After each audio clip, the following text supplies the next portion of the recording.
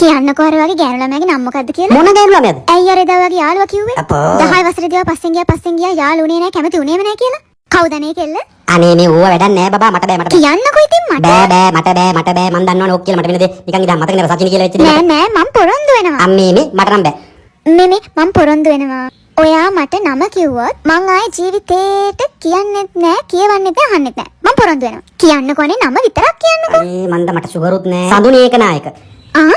සඳුනි ඒකනායක කුරුණෑගල සඳුනි ඒකනායක.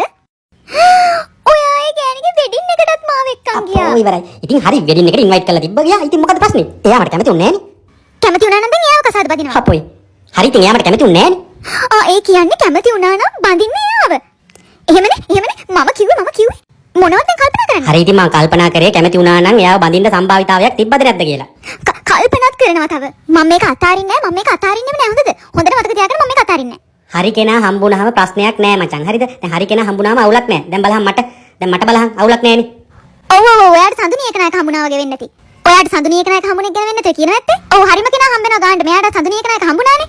මචං මම පස්සේ ගන්නම්. පස්සේ මොනවද පස්සේ ගන්නේ? ඒ ලැජ්ජද කියන්නේ? සරමේ පැටව හොදන්නේ මම කතාව මේ සඳුනි එකනායක ගැන තමයි කතාව. යාළුවන්ටත් කියනවා තව සඳුනි එකනායක ගැන. යකෝ දැන් මං කිව්වද සඳුනියෙක් ගැන? නෑනේ. කිව්වේ නෑනේ සඳුනියෙක් ගැන. ආයේ පුදුම පයරිල්ලන්නේ වචනයක් අල්ලගත්තොත් ඒකමයි. අනේ මන් දන්නේ ඕකේ දැට්ස් ඉට් බයි. උඹලා නම් කියන්න එපා.